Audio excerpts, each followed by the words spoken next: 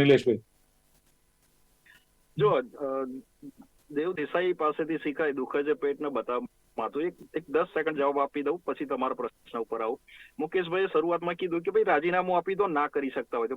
એટલે જુઓ તમે કે એમની પરિકલ્પના કેવી છે કે લડવું નથી, જીતવું નથી, અને કે તમે રાજીનામું આપો તો અમે આવીએ. બીજી વસ્તુ કંટાળીને કે જયારે પહેલા કંટાળ એટલા માટે કે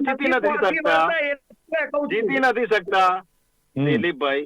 કોર્પોરેશન જેવી વસ્તુ કે સીધા પ્રજા સાથે જોડાયેલા પ્રશ્નો હોય એ ના જીતી શકતા હોય. આજે અમારા કાઉન્સિલર ધારાસભ્ય આખો દિવસ પ્રજાના કામો કરે છે અને એ કામ કરે છે, ભૂલ થાય પેલા બ્રિજ જ નતા, ભ્રષ્ટાચાર નથી થતો એવું તમે કહી શકો છો? હું માનું છું, હું એક્સેપ્ટ ભ્રષ્ટાચાર નથી થતો સ્પોટ પર કહી શકો છો?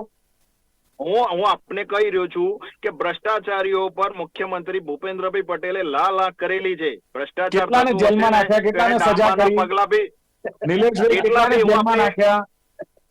નહીં, તમને લિસ્ટ લઈને બેસીશ મારી જોડે. નહીં દિલીપભાઈ, આપની સાથે પબ્લિક મીડિયામાં પણ હશે, ડોમિનમાં પણ હશે. અરે પબ્લિક મીડિયામાં જે કંપનીઓને તમે બ્લેકલિસ્ટ કરી છે અત્યારે ડેટા નથી, પણ તમને જોઈએ તો ડેટા આપી દઈશ. જે કંપનીઓને બ્લેકલિસ્ટ કરી અને ફરી કામ સોંપ્યું છે તમે. કોર્ટના આદેશો પણ પડ્યા હશે, મારી પાસે તો નામ નથી, પણ આ સરકારે ભ્રષ્ટાચારને ડામવાનું કામ કર્યું હોય. અમે તો અમારા નેતામાં ભ્રષ્ટાચાર છોડતા નથી. 300 કરોડ ધીરજ સાહુ પાસેથી મળે છે, સાંસદ કોણ આજે?